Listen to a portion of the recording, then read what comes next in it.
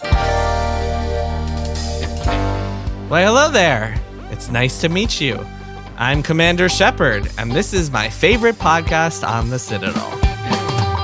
Welcome to Triple Click, where we bring the games to you. This week we are talking about the spring's gaming news, including Epic versus Apple, Ubisoft's shift to free-to-play, and much, much more. I'm Jason Schreier. I'm Kirk Hamilton. And I'm Maddy Myers. And we are back for another episode of Triple Click. I almost said Kotaku Split Screen, but I didn't. Every time you gotta think really hard. Slowly but surely the muscle memory is fading, but it is there. Yeah, it comes out at the weirdest times. Welcome to Triple Click.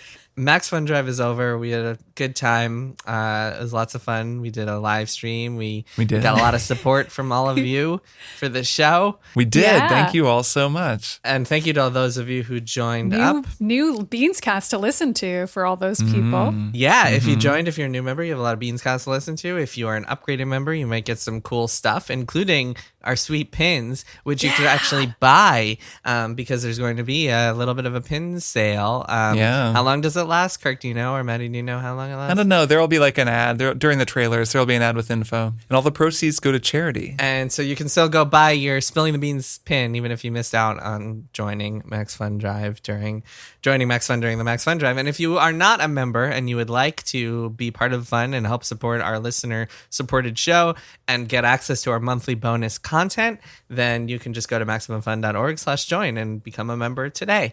And if you do so, you will get access to our May Beans Cast, our May bonus episode, which is going to go up at the end of the month. And that is an episode about Portal with special guest Justin McElroy from Mum Bam and Adventure Zone. And I guess the McElroy is just a brand. And let's say the Besties, since that's his video game podcast. And the Besties, oh yeah. Right, yeah, that other show. Yeah, that other video game I think we have a lot of podcast. crossover audience with those folks. But so help us out. Support the show. Help us make this show happen.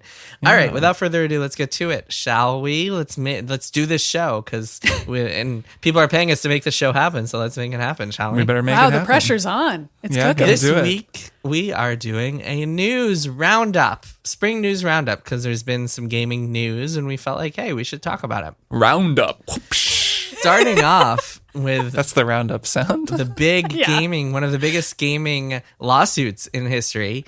Epic versus Apple. Boom, boom, boom. It's Epic. It's Apple. It's Epic versus Apple. We're all saying it. It's imagine like the Mortal Kombat music and like the Epic Apple round one. Epic versus Apple. Some house music that's playing. This trial has been very interesting. At least the first week was less in the actual contents of the trial itself and more in like the documents that have leaked out and revealed some interesting stuff about the behind the scenes of gaming. Nothing that like was too shocking or surprising or anything like that. A lot of it is just stuff that people already had a feeling for. But long and short of it, of this case, in case you are not really following it closely, is that Epic has sued Apple, arguing that Apple is a monopoly, and essentially that by both maintaining the iPhone and selling the iPhone and also selling, operating the store, which is the only place you can get apps on the iPhone, it has a monopoly by having access, by having control over both the hardware and the software for the hardware. I mean, Apple's argument is that that's not true because they're part of this broader competitive landscape that includes every video game system, and it remains to be seen what will be decided. It's a bench trial, so there's a judge, there's no jury, so the judge is going to decide the outcome. It'll end next week. We don't know when the verdict will come in. It could be weeks from then, it could be months from then, who knows? And then it'll almost certainly be appealed, so get ready for lots more of Epic versus Apple in the years to come. But yeah, it's been interesting to watch. I guess rather than talk about the stuff that's come out of it, I'm curious to hear what you guys think of like the actual battle between these two companies, because I think that like it could have a lot of interesting ramifications. Whoever wins. I mean, if Apple wins, it's kind of like maintaining the status quo. It's saying this is not a monopoly, everything's fine, go back to normal. But there's already been a lot of pressure on Apple to lower their fees for developers, which is kind of at the heart of this whole thing, is that they charge 30% for every app and every app purchase on the App Store. And so they already took steps to lower it for people who are making under X amount. And there's pressure that they might do it further, even if they win this trial. Now, if Epic wins, that'll be really interesting, because if it's determined that Apple has a monopoly and is violating antitrust laws by both selling the hardware and also controlling all the software on that hardware, then doesn't that mean that Nintendo and PlayStation and Xbox are all guilty of the same thing on their respective consoles? So then we get into really interesting territory. But yeah, I mean, Maddy, you have been at least somewhat following this in your capacity as a Polygon editor. What's your take on this whole trial? I think that some of the stories that have come out of it have indicated that a few things have already changed, actually. So a couple things that have happened are that Roblox has changed the way that it describes games in its service. So Roblox is basically, I would describe it as a video game platform. It's sold in the App Store, but anybody within Roblox can create a game, sort of like how people use Minecraft to create other versions of games using Minecraft's tools. But Roblox is designed for that exact thing. So you can make games within Roblox and you can sell them using like in-game currency as opposed to like real money. And they've had to update, we don't know if they've had to, but Roblox has updated all of its software to say experiences instead of games after getting mentioned in the trial, because I think they're kind of worried about the fact that it's weird that they're in the App Store, because it seems like yet another store within a store. And that's something that's skirting a little close to the line of what Apple wants to pretend that its store isn't doing. Well, that's essentially what Epic did. That's what Epic did that started this whole thing, was open up their own store within Apple Store. Yeah. Right. And also Epic has Itch.io as part of its service. And so the lawyers on this case, there have been all these funny quotes coming out about the way that people describe Itch.io as a service, which is like an independent games platform on the internet. Basically, anybody can upload a game there. I've put my Twine games on there, so that's how I know anybody can upload something without them stopping you. And there's a bunch of very sexual games on there. There's a lot of horny dating sims on Itch.io, and the result of that is that lawyers there will be these quotes that people will share on Twitter of lawyers reading out these absurd or like wonderful, delightful titles of games or like content that you don't even know is on there, and describing it as unspeakable, which I think led some indie devs to make an unspeakable game jam of games to put on Itch.io that can't be described in the Apple versus Epic court case, because it's just shining a light on these corners of the games industry that these lawyers and these corporate big shots don't ordinarily have to talk about. And then there's the fact that they're trying to define what a video game even is in order to define the terms. Well, hold on. Well, so back up. The reason that all came up is because Apple is trying to make the point that when Epic, even though Epic has its own store and allows Itch.io on there, therefore saying Epic allows a store within a store on their service, they're like, it's out of control and it's become this like uncensored, like lurid playground and like Apple is saying we want our store to be clean and we don't want to allow this filth on here, so we can't have this. Right, of course. I mean, that's nominally the reason, but it's kind of a diversion that mostly involves a light being shown onto something that ordinarily wouldn't be shown on in a courtroom, which is like queer sex games. And that part's funny, but also a little worrying, because it's like, you don't really want these massive corporate stakeholders to be taking too much of a close eye on something like Itch.io, which is kind of this special cool thing where indie creators can upload anything they want, as compared to something like the App Store, which isn't so much that way. So that part of it is interesting and exciting and scary, but cool, because it's like we're watching events unfold in real time and then watching how they're affecting the real world before the case is over, like with the Roblox example, and then also developers responding to the Itch.io controversy as well. So that's pretty fascinating, at least to me. Yeah, there's a sort of a underlying puritanical tone to a lot of the way that this stuff is talked about that's as old as anything, just always, this is pornography, it's smut, it's disgraceful, and, thus you should be ashamed of it. Video games? Sex? Right, when so often it's like, whatever, like this is not really the point. And that stuff is just sort of annoying / concerning, just because it reflects a way that people still think about a lot of this stuff in this kind of, like tying back to video games being for children, and then, but there are games about sex, and so then they're being shown to our children, and those kind of things that we've seen since time immemorial about various panics related to video games. Like that same tone and that same language is in some of these lawyers' arguments, and that sucks to see. But I agree that it's fun to see someone just trying to describe like a hentai game or whatever, like using legal language.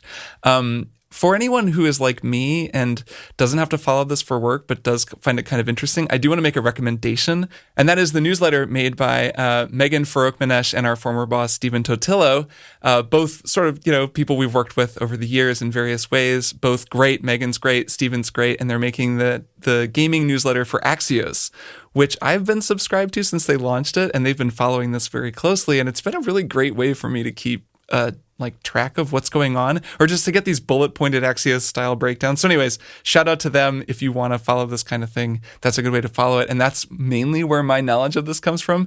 And the one thing that I really like the stuff that is like coming out in Discovery about Microsoft and the way, how they approach console sales.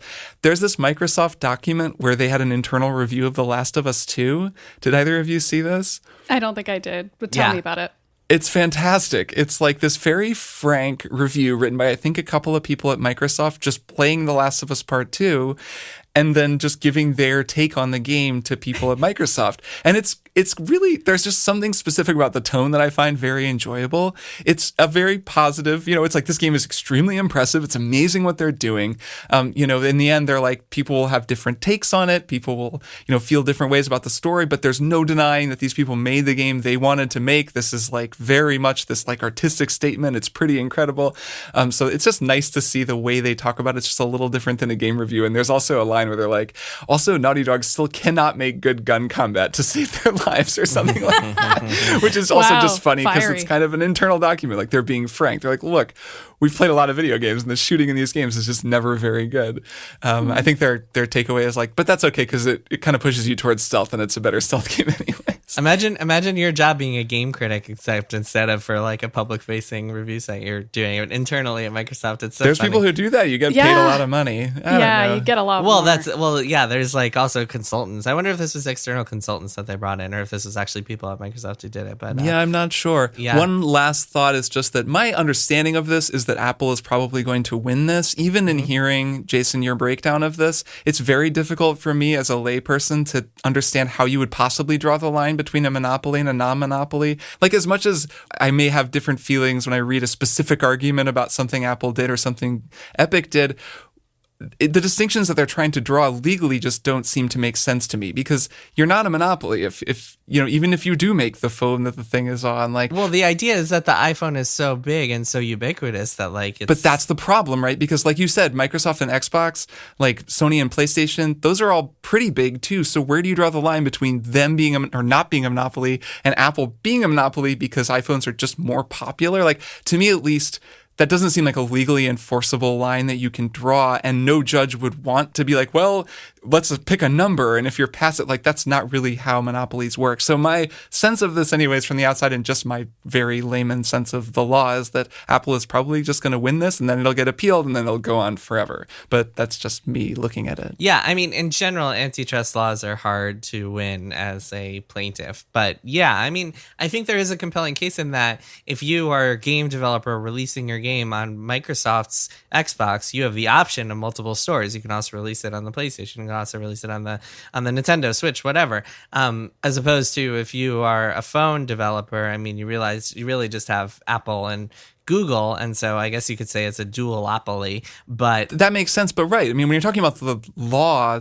when there's another option, you're already like, there's no real argument there. I guess the question is Apple so, like, does Apple have such a big market share that they have the control there? And also, is it like, I mean, yeah, you get into all sorts of questions about their 30% fee and what that actually offers to people. And that's what this week is actually Apple's defense. And they're going to be talking about like why that's justified. And it'll be some interesting conversations. And just how there could be a legally enforceable ruling on any of that. It's I don't see it, but I guess I'm not a lawyer and I don't know anything. It seems unlikely that Epic will win this, but I think part of Epic's calculus here was spending the money to win the PR battle. And in some ways that they've won won. Yeah, won you can some of that see stuff. their internal documents about the PR battle as they're like, well, we're concerned that people are going to see us as this big company that has all this money, so we need to start this campaign and that campaign. Like that stuff was all in Discovery, which is also kind of wild. And we're going to purposefully leak this document about how we feel this way as a part of the trial.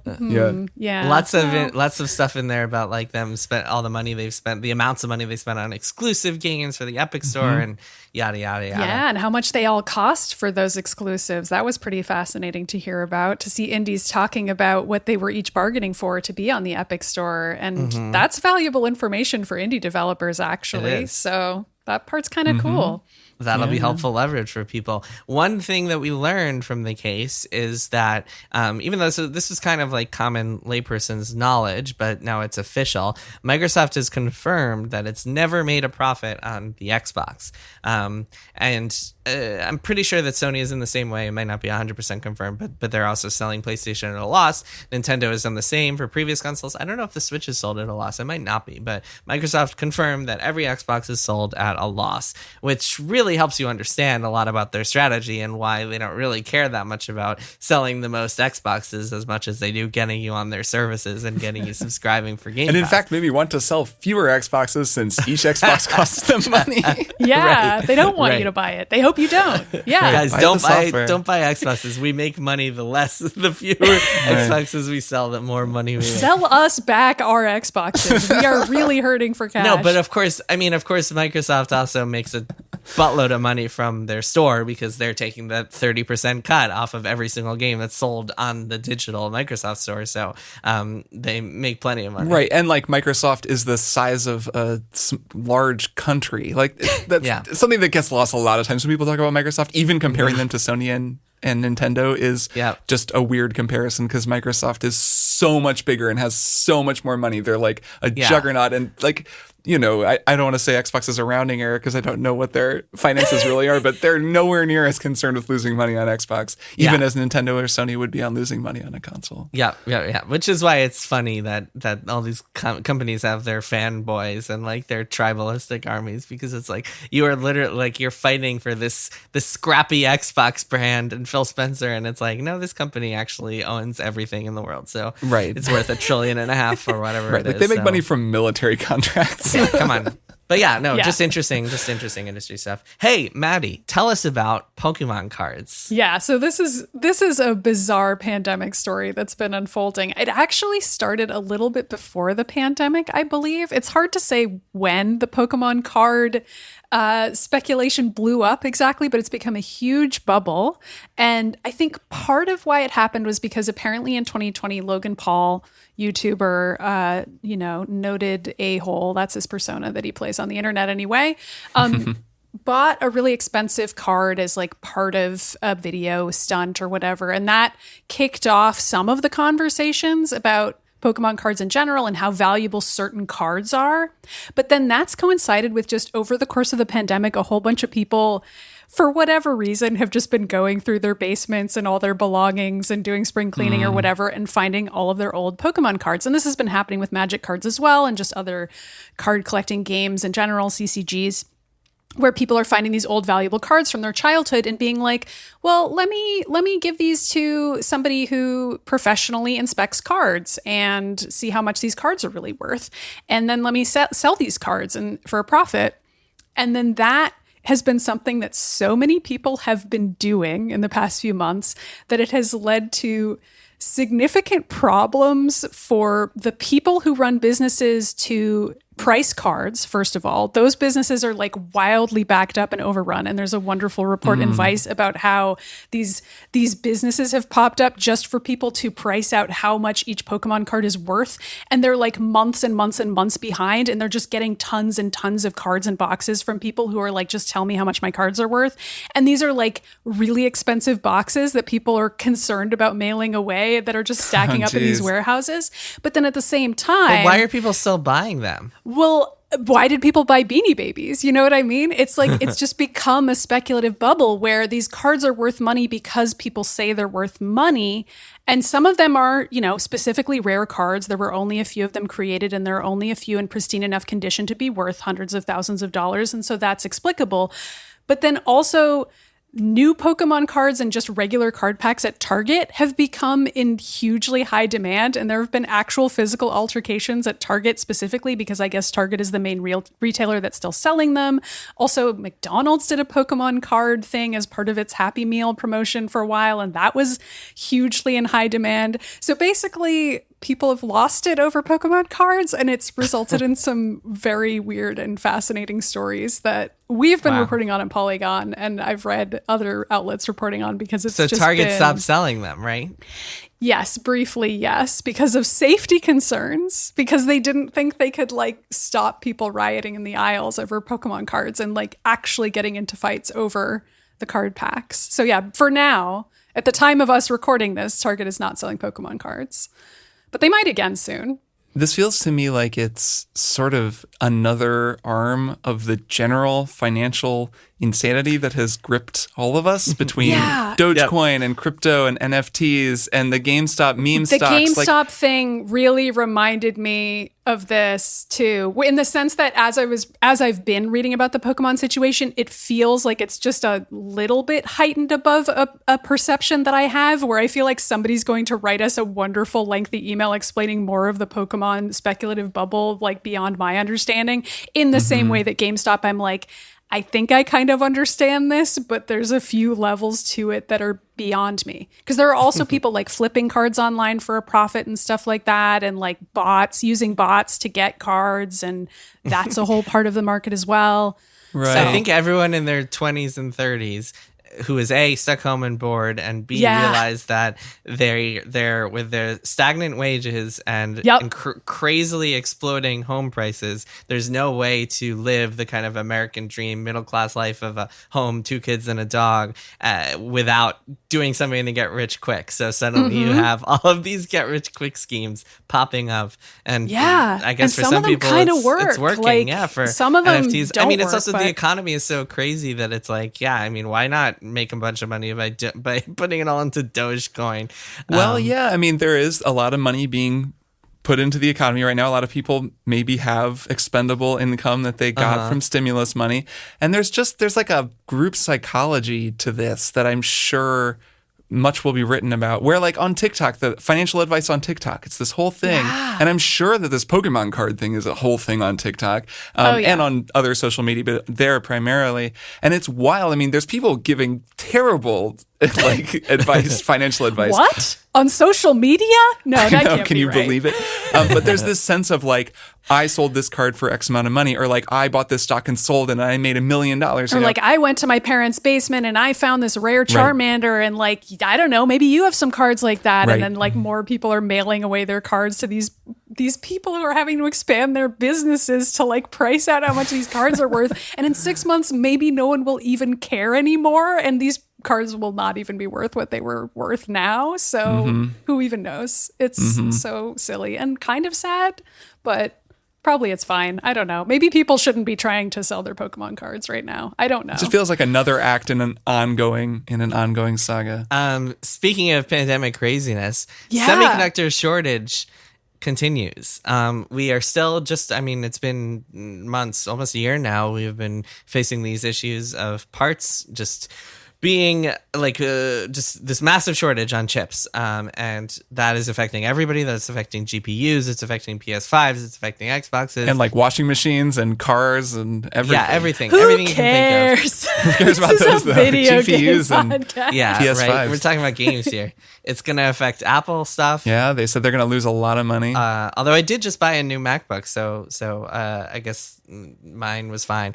But I guess I got one of the last semiconductor chips in my laptop, in my new MacBook. There is kind of that feeling, right, of preciousness to where like not that long ago, 6 months ago or so, I was talking about how I wanted to upgrade my graphics card and, get a 3080, the 3000 series. And now they're still completely unobtainable, and they will be for a long time, not just because of the semiconductor thing, but also because of crypto mining. I just saw that NVIDIA is now nerfing their graphics cards so that they can't be used for the specific type of processing that like crypto people want to use, which then means that if you got an earlier one that doesn't have this marking of, I can't remember what it is, but it's like they've removed the ability to do this thing, that's going to be worth even more. So there's going to be another weird market for like these aftermarket limited edition. Now 3080 is going to be worth a crazy amount. Like my graphic cards, like old GPUs, are worth a ton of money right now. Like I know. I don't know how, I haven't looked, but I bet I could get like more than I paid for it several years ago. A lot more. Yeah. I have an old graphics card that I kind of want to sell, but I'm also like, because I got sent the 3070 to review for work. And so I still have my old card that I just was like, after I move, I'll try and go through stuff and sell some things. But now I feel like if I sell my old card, some crypto weirdo will buy it and ruin rainforests. So I'm like, should I not sell it? Like, what should I do with this? I don't know what to do anymore. So it's burning a hole in my pocket. There's the feeling of preciousness too. Like my Switch, Nintendo has said like this could affect Switch manufacturing. And if they're going to announce, like has been rumored, this better Switch for later this year, that could become another thing where like if you pre-order it, maybe you get one, maybe you don't. It just becomes impossible to get. And I think like, what if I drop my Switch? Like I'm never going to be able to replace it. They're still out of stock everywhere. And there's a feeling of sort of, well, I got all the things, managed to buy a PS5. Let's just hope nothing breaks because I'm never getting a replacement for any of them, which is a weird thing to feel. It is bizarre, and there's really no end in sight. It's just so strange, and it seems like every time, like there's just something in the news every week that seems to be affecting supply shortages around the world, like the Suez Canal thing, and Okay, let's move on. Let's talk about some video game companies. Ubisoft is doubling down on free-to-play stuff they've announced. So they're essentially saying, hey, we are going to, we're not just making 3 to 4 big budget games per year, 3 to 4 AAA games per year. We are making high quality free-to-play games across our biggest franchises. So, for example, they announced The Division Heartland, which is a free-to-play version of The Division. They're doing a mobile Division game, et cetera, et cetera. It's basically them branching out into all these different worlds. Essentially, they're looking at Activision and seeing Activision do Call of Duty and then also Call of Duty Warzone and then also Call of Duty Mobile. And they're saying, hey, we want some of that pie. So Ubisoft is doing the same thing, which means that we'll see free-to-play Assassin's Creed games and free-to-play Far Cry games and all that good stuff. In addition to that, and we can also talk about this, Ubisoft again delayed Skull and Bones, the long delayed pirate game. Does anyone care? I feel bad because I feel bad about the development of that game, but it was originally announced as like, hey, this is a spin-off of Black Flag. It's just the ship combat that people love. And it's funny because as an outside observer, if you knew nothing about game development and the way it works, you would think, oh, that's a great idea. Like easy thing to make. Like you can make that and you got the ships, take what you got. Yeah, take the mechanics, just release it as a standalone game. Easy, like fill a gap in your financial hole that fall. 4 years later, the game has been delayed like 7 times and is nowhere in sight. That is because it's changed direction a lot and like gone through multiple reboots and multiple creative directors, among other things. But yes, very, very wild story. But so yeah, I mean, what do you guys think of both bits of Ubisoft news here? Just on the like spin-off thing, because the free-to-play thing is a sort of bigger topic, but just something that I thought of when you were saying that is that, you know, Immortals Phoenix Rising is a kind of a good example of a game that that Ubisoft did kind of knock out. That was taking a lot of the systems from Assassin's Creed and then just borrowing a bunch of stuff really liberally from Zelda. And they made a game that felt like kind of one of those, oh, let's just make a thing and we'll put it out and see what happens. It's supposed to be out even sooner. It's supposed to be out like the February before. That's right. It had like this ludicrous release date, and it is like a perfectly good game. And that's a kind of an example of them actually pulling off the thing that I'm surprised Skull and Bones wasn't. It could have been very similar, where it's like, well, the pirate ships, and it's all familiar, a lot of the same people, and then it has its own thing, and it's just a pirate story. And yet, no. Well, it's multiplayer, so I'm sure that added all kinds of complexities to balancing other game. And all of it. I mean, that's got to be a nightmare. Yeah, I mean, I think what happened there is that they were just going in different directions, and it was like, okay, we should add more of a story campaign, and Sea of Thieves came out, so we have to be different than that, and it was just like kind of one of those classic game development stories. I believe I'm sure the whole story will come out one day, but as of now, the game is delayed until next year, 2022, and who knows what's gonna happen. But the free to play thing, yes, It's interesting. It is. This is one of those things where there's this whole huge money world that's just like not the world that I think any of the three of us live in, where it's just like they make a ton of money. I mean, clearly anyone looking at a balance sheet at most of these companies is like, well, look at where we're making all our money. It's like from free-to-play games on phones and stuff. Like that's still the case, which is funny because it just makes it feel like it's whatever year that was, 2011 all over again. But in a lot of ways, that never went away. It's just companies figured out that they could make money there and by making big single-player games when the PS4 and the Xbox One came out and were so popular. Let me just make one thing clear, because there was originally some reporting that came out when this was announced that was like they're abandoning some of the AAA stuff in favor of the free-to-play stuff, but that's absolutely not the case. Like, that's just how gamers think of everything. It's always zero-sum. That's true. Single-player is dead. No more Assassin's Creed single-player. It's all over. But no, they made it very clear that like Assassin's Creed Valhalla was the most lucrative one yet, and like they're making a ton of money on those games. Right. So yes, to your point, Kirk, I think it's true. Those consoles are selling like hotcakes. Like people want to buy PS5 games, like, really badly right now. So you would be dumb not to do both. Yeah, maybe if there were more of them, that would help actually. But yeah. So I guess the doubling down on free to play, it's very hard not to view it as that kind of a zero-sum conversation, because it's like, The Division free to play. Where with The Division, I'm a little like... Because The Division is a loot shooter, and that comes with a certain style of play where like you can put on a podcast and just enjoy those sweet dopamine hits and just run around and pick up different kinds of guns and shoot at people in the White House or whatever, and it's an apocalypse, and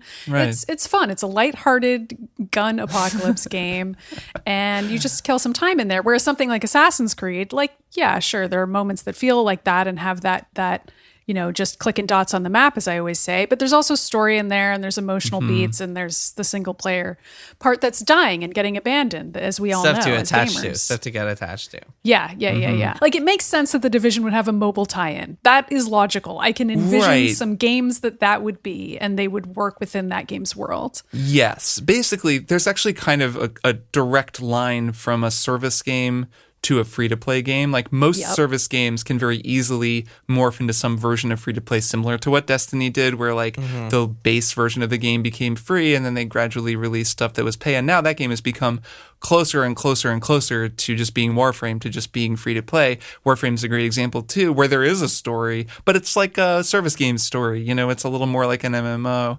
And those kinds of games just seem to lend themselves that way. And The Division has always felt like that because it is a service game. It's always been, like you said, a loot shooter, where Assassin's Creed just isn't. So I think I have a more hesitant reaction when I hear the idea, like Jason, you just threw this out there. I know that they haven't announced anything like this, but of an Assassin's Creed free-to-play game, because that feels a little more like, oh, well, you're taking a thing that is one thing and turning it into something else. Where with The Division or even Far Cry. Well, they've already done that a million times. There are Assassin's Creed platformers, or Assassin's Creed like movies and books, and like Assassin's Creed is on everything. No, but like those platformers aren't. I'm not talking about mobile. I'm talking about free to play. Those platformers, as far as I know, aren't free to play games. Those are self-contained, side-scrolling, whatever. They're spin-off games, but they're not like just open free to play Genshin Impact style Assassin's Creed game, which is I think the thing that people might picture. Oh, no. That's not what I had in mind. So I was thinking that this would be like a spin-off, like a battle royale, Assassin's Creed battle royale, where everyone plays as like an assassin and tries to stab each other, that sort of thing. I'm not imagining that would be really Impact. Fun. That's like everybody gets into their own personal mainframe, and then they all enter this like multiplayer world where they're playing as their own ancestors, but it's like Fortnite or whatever, and like that's exactly Genghis what they're Khan, going to and do. like also I don't know, some other warlord is there as well. Stalin. Yes, anyway. I mean that's 100% going to happen. Like Kirk, the Genshin Impact is really like super far on the extreme. Like most game publishers do not want to take that risk of like going into gambling and like that. No, I know. I'm not talking about I'm not talking about making it into a gacha game. I'm just saying there's certainly a widespread concern whenever this conversation comes up among people that a game like Assassin's Creed will be turned into a game that you just play for free and kind of has a thin plot and mostly revolves around loot, and you wander around the world and do repetitive stuff like you do in Assassin's Creed already, and it just becomes more of a, maybe Genshin Impact is a bad example, but of like some free-to-play game like that looks AAA but has all of these, like microtransactions built into into it. And that's the ongoing, like, for more than a decade concern among people who play video games. And I think that what we're really describing happening is not that. It's more like it's something these separate. series make a more natural shift into these other worlds where there's just a lot of money to be made, clearly because Ubisoft is already making money in those spheres.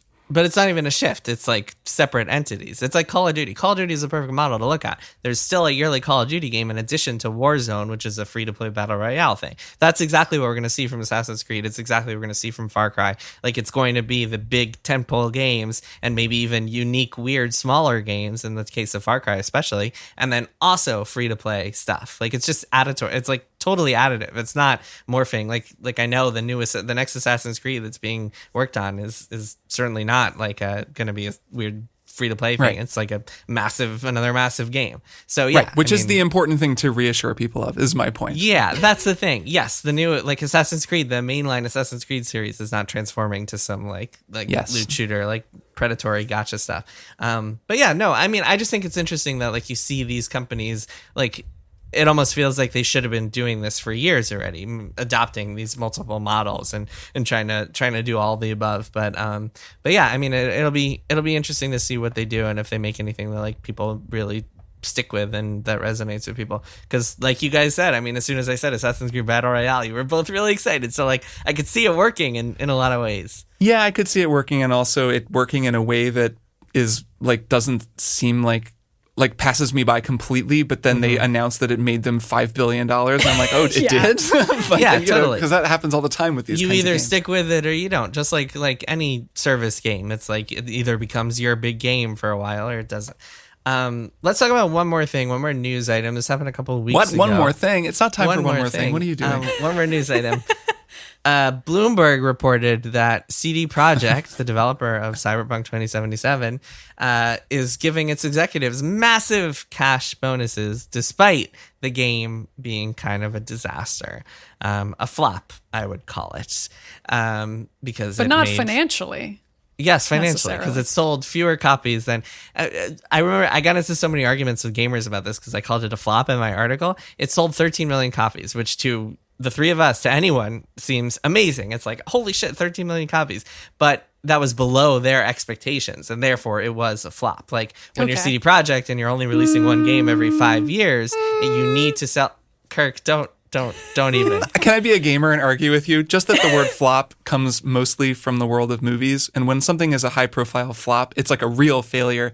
Like it doesn't recoup the money that they spent on it. Exactly. And is that the case here? I don't know. I don't know if they're recouping the money they spent on it, probably, but that's not what they needed. What they needed was like a game that sold like 30 million copies, or I believe 16 million was the analyst projection, and that's like a good kind of baseline for looking at like what the executives expected. And then what happened was, even though it was 13 million sales at launch, it just went boom and plummeted because it got removed from the PlayStation Store, and all the feedback and critical reception made people not want to buy it anywhere, and so it just became a massive flop. But we're not here to get into semantic the word arguments. flop is loaded, and I can understand why people would take umbrage with it. But anyways, we are here to talk about the fact that the executives, including the director of the game and everyone on the board, walked away with giant cash bonuses of between $4 and $6 million, in contrast to your average like employee bonus, which was much lower, closer to the thousands. And those employees are still crunching, right? They're making that online mode, I guess. I don't know if they're crunching. I mean, from what I've heard from at least a few folks over there, the company has kind of like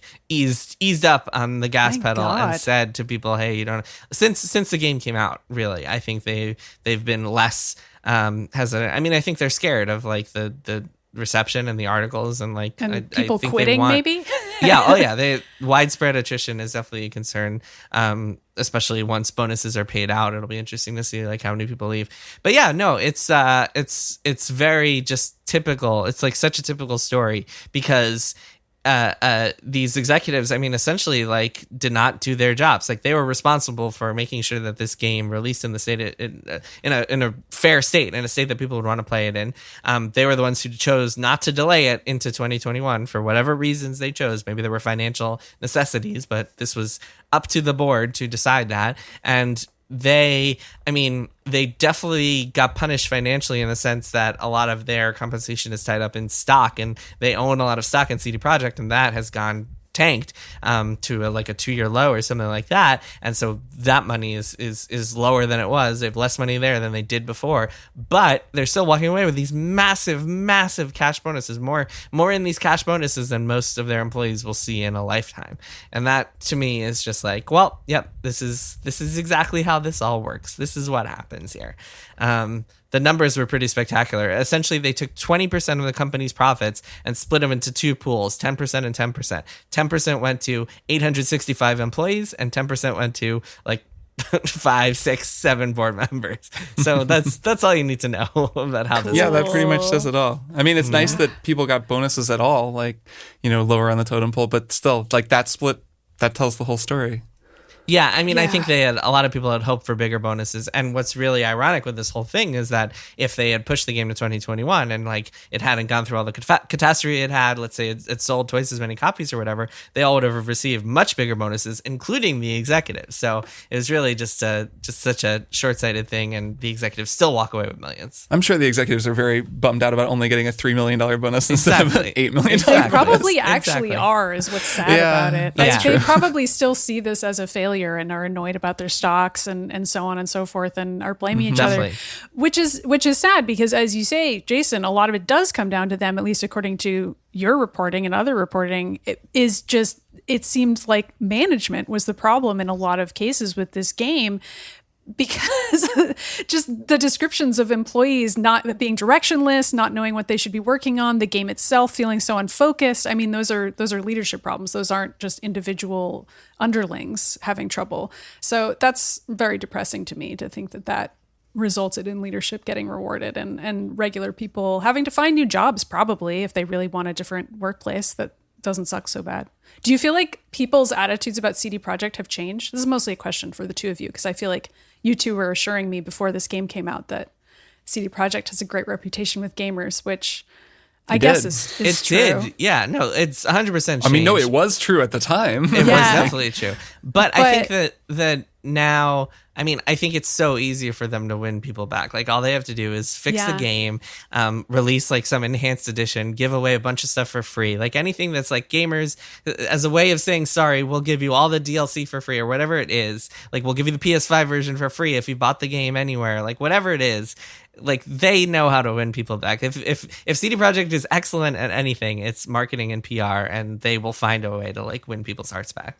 I will say, though, that I don't think that's easy, only because fixing this game is not easy. And also, they have taken a hit. I mean, there's no question to me, at least, when I see people talk about them, like, it's not at all the way that people used to talk about them before this game came out. So they do have something they have to fix. And while I think they know what they have to do, saying, well, they just have to fix the game is like, the game is pretty fucked up. Like, I know some people had fun with it, but they can probably get it there, but it's got some real issues. So they could also blow it, and it is a mark on their reputation. So I don't know if it's quite as easy as, or quite as much of a sure thing. Yep. I almost feel like the re-release of The Witcher 3, which I don't think is out yet, they're putting together like a next-gen update for it. So I feel like something like that is a way to recoup some goodwill, because that game's already so popular. But I don't know if fixing Cyberpunk in a meaningful way is really possible, because the problems with that game and its lack of direction are baked into the game. Like, it's not just the bugs and the fact that it didn't run very well. Like, those things you could fix. But then also the game itself wasn't what people thought it was going to be. And I don't think you can fix that. Yeah, I wonder. I mean, only because I know people who've played all the way through it, which I should say, I don't think any of us have, and I haven't. So, like, there are people who played all the way through it on PC and have been like, it was good. I totally enjoyed myself and thought it was fine. And I could see the game getting rehabilitated as just like a solid B+ that like gets polished enough. Or like a cult favorite almost. Yeah, it's like a kind of a Deus Ex whatever that like it fades into the past that it was promised as this like amazing transformative Grand Theft Auto world that you can live in. And it just becomes like, it was like a pretty fun open world Deus Ex game that they polish up enough to make it playable. I could see that, like, given that there are enough people who say that, but also I haven't played it all the way through, and I wonder, I mean, at some point I will. I hope that I want to at some point, like, that they get it to where it's interesting enough to do that. So I guess it's partly something that at least the three of us will have to see. Okay, why don't we take a break, and then we will be back with one more thing. We have wasted this world. Our magic put a storm in the sky that has rendered the surface of our planet uninhabitable. But beneath the surface, well, that's another story entirely. In a city built leagues below the apocalypse, survivors of the storm forge paths through a strange new world. Some seek salvation for their homeland above. Others seek to chart the vast undersea expanse outside the city's walls. And others still seek, what else? Fortune and glory. Dive into the Ether Sea, the latest campaign from the Adventure Zone, every other Thursday on MaximumFun.org or wherever you listen to podcasts. The 2021 pin sale has begun. Thank you so much to everyone who participated in the Max Fun Drive. This is the last year for a while that we'll be doing pins for Max Fun Drive, and the 5th year that we'll be selling pins and donating all proceeds to charity. The past year proved what we already knew, that having access to the internet at home is a necessity for work, school, healthcare, and keeping in touch with family and friends. So the proceeds from this year's pin sale will go towards Everyone On, a nonprofit working to bridge the digital divide. We're grateful that with your support, we'll be able to help low-income folks gain access to affordable computers, internet services, and digital literacy programs. The sale will run until May 28th. Folks at the $10 monthly level and above will have access to all of the pins from the drive. That's 38 pins, one from every show on the network. We also have a special 2021 Max Fun Drive pin that all members can purchase. Go to MaximumFun.org/pin sale for more info. And to learn more about Everyone On and support them directly, you can go to everyoneon.org.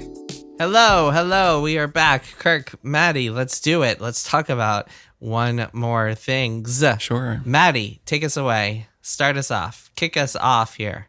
So I watched a television show called Lupin, season 1. It's a Netflix show. It's in French. I speak French, so that was a huge perk for me. I got to watch it in French with English subtitles and feel like I totally understood all the French. Would I have understood it if I'd been watching it with French subtitles or no subtitles? Who can truly say? But I got to feel like I really know French and I'm so good at it.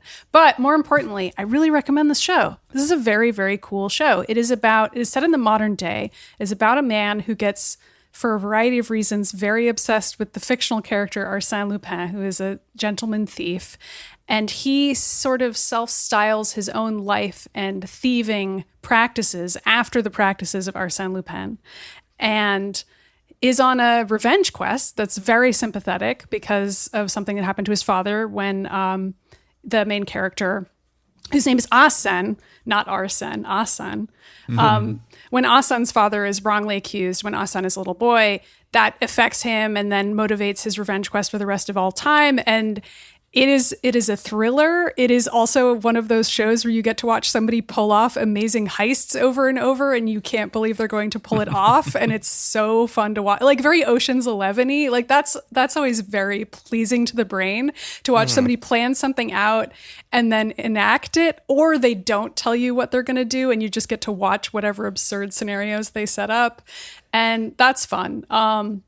And then the other added bonus to it is that there's just some general commentary about like the assumptions that people make about Black people in day-to-day life. And he gets away with a lot simply by virtue of no one paying attention to him. And that's signposted pretty effectively in the show and is something interesting about it. So yeah, I liked it. I liked it a lot. Cool. I want to watch it. I like heists. Oh yeah, you should watch it. You also watched it, Kirk. What'd you think? I did also watch it. I think I talked about it as One More Thing a while ago. Yeah, you did. And thought it was great. Because I remember thinking that I would want to watch it. So I also speak a little bit of French, and so enjoyed the Frenchiness of it all. Yeah. It's also only 5 episodes, I should say. So it's like a very digestible watch. So I would say, and I made this complaint at the time. So yeah, Omar Sy is amazing. The actor who plays the lead in this show is just wonderful and so fun to watch. He's really good.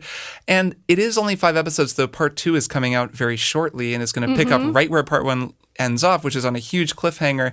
And I actually felt like the show was a little bit diminishing returns only because the way that it's organized is like there's one amazing heist that it opens with that's just this amazing heist. And there's a lot of fallout from that and some subsequent sub-heists. And then we're setting up a much larger conflict. That's all part of the same revenge plot that's going to, I think, reach its conclusion in part 2. And I think my critique at the time was a little like, oh, the final episode is like has a lot of contrivance, and times we were just like, wait, why is this person here? Like, how did this happen?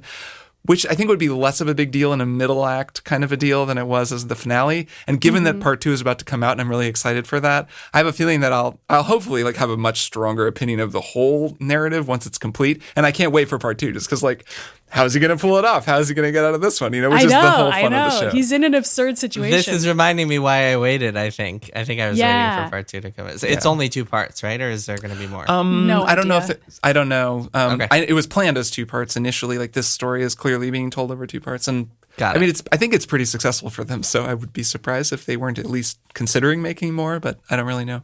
Cool. Yeah. Lupin. I want to watch it. Kirk, what's your one more thing? My one more thing is a TV show that I didn't like.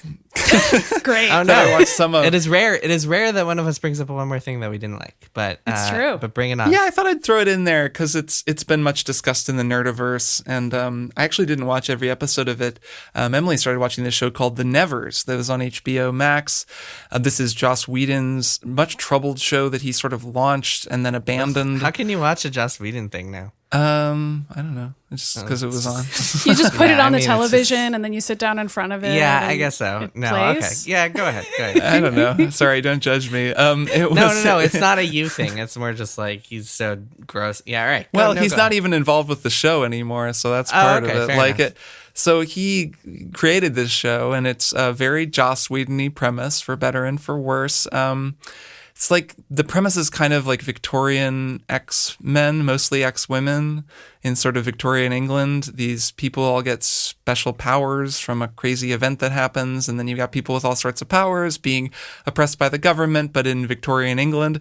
Pretty cool sounding premise, right? And then there's all this wild stuff that starts happening. I didn't watch this show until like the 3rd episode, and I just sort of have been out of stuff to watch. And Emily will just sort of put stuff on sometimes, and I'm like, all right, whatever, I'll watch this like Victorian England X-Men shows, sure. And started watching it and like really just was disappointed by it in a lot of ways. It's a lot of just people sitting around being glum and sort of talking about things, and not a lot of people shooting fireballs out of their hands or like, doing other cool stuff. The best thing is that one of the women's powers is that she's just huge. So yeah, like, I have seen screenshots of power. this. She's just like a giant the Resident lady. Evil lady. Yes, but she's much bigger than bigger, that. yes. She's younger than a lot of them, so she's kind of like, I don't know, maybe like a 14-year-old girl, but she's like the size of a house. And they don't use her a lot because it's, I think, difficult to do the special effect. But every time she's on screen, it just rules because it's like hilarious and weird looking. And, you're like, most of the powers, it's like, oh, I can see the future. I can shoot fireballs. It's like Heroes or X-Men or whatever. But then there's just this huge girl sometimes, and you're like, oh, right, that's pretty weird. But then she doesn't get to do much, so that's also sort of disappointing. Most of the powers aren't that interesting. That's like when Ant-Man is just big in the Yeah, Avengers. yeah. And It's kind of got, it's just like a outsizely huge person in a scene with other people. Or even rewatching Lord of the Rings recently, the way the hobbits look next to Gandalf, like those kinds of camera effects are just enjoyable and cool.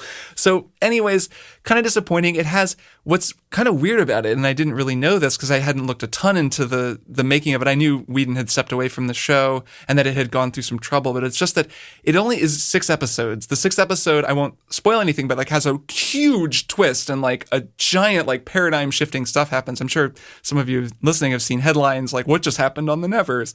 And I was like, what? Like it's just a giant paradigm shift that then is the season finale.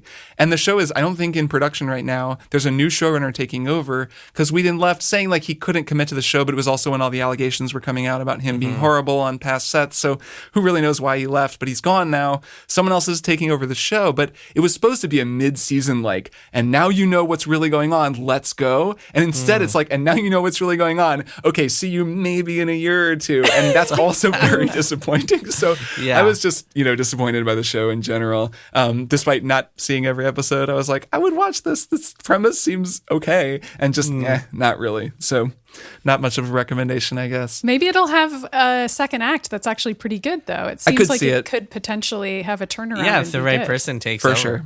Yep. Yeah. I could totally see that happening. That'd be nice. That'd be cool. This is reminding me of Billions, which just ended in the middle of the last season last year because of the pandemic. I know. I still haven't watched that because of you telling me about how it just unceremoniously ends. And I'm like, that seems like a weird thing to watch. Yeah, but we don't even know when I'd it's like coming to. back. So yeah, who no knows? idea. Yeah. Okay, let me give you guys one more thing. So I'm playing a bunch of games that we'll talk about, like Portal, Mass Effect. I'm playing this game called World Ends Club. It's just wild, but I'll talk about that another time. Yeah. In the meantime, I'm going to talk about a book that I read this weekend. I read through it all in one afternoon. It was fantastic. It's called The Plot by Hanff Korelitz. It came out the same day as my book, but I won't hold it against that. I won't hold that against it.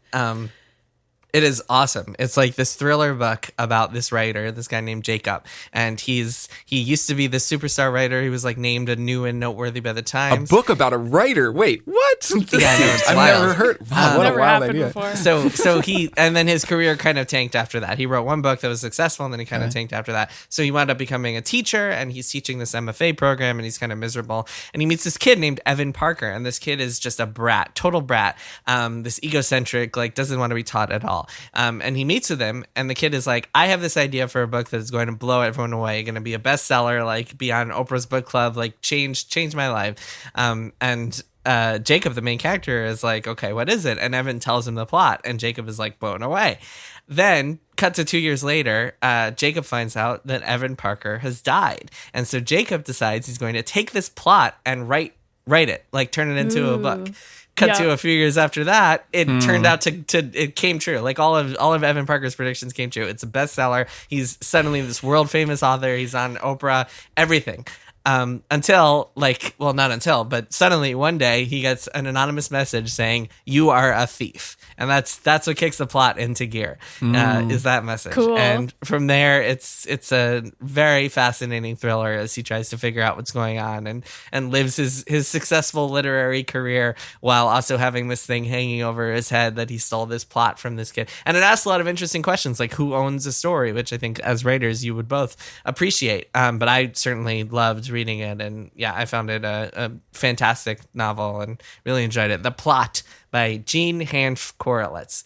Not my favorite. Not my favorite book to come out on May 11th, but a good one. It's always fun when people write books about being super successful and then how that's actually bad. Well, it reminded me, one of my favorite books of all time is a book called How I Became a Famous Novelist by Steve Healy, which is one of the funniest books I've ever read. And not a similar plot, but also about someone becoming a best-selling author in a very different way. And also, he did it in that book. He does it as a way to make his ex-girlfriend jealous because he gets a wedding invitation from her. And so he really wants to. So to spite her, he becomes a best-selling he wants to author. Show up at the wedding as a famous author. Yeah. So That's very funny. Exactly. Oh, by the way, Jason, I started reading The 7.5 Deaths of Evelyn Hardcastle. Yeah. And it's awesome. I'm only a little ways into it, but it starts with a bang. It's a real mystery, man. I'm really enjoying it. So that's a good recommendation.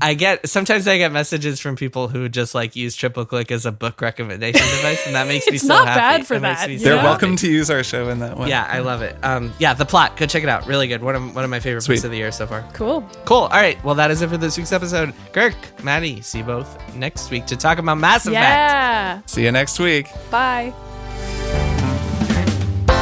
Triple Click is produced by Jason Schreier, Maddy Myers, and me, Kirk Hamilton. I edit and mix the show and also wrote our theme music. Our show art is by Tom DJ. Some of the games and products we talked about on this episode may have been sent to us for free for review consideration. You can find a link to our ethics policy in the show notes. Triple Click is a proud member of the Maximum Fun Podcast Network, and if you like our show, we hope you'll consider supporting us by becoming a member at MaximumFun.org/join. Find us on Twitter at TripleClickPod, send email to tripleclick@MaximumFun.org, and find a link to our Discord in the show notes. Thanks for listening. See you next time.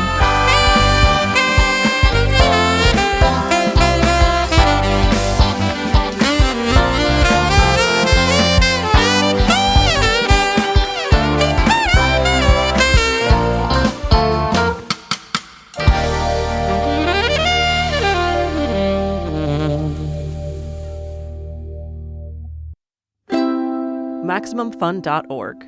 Comedy and culture. Artist owned. Audience supported.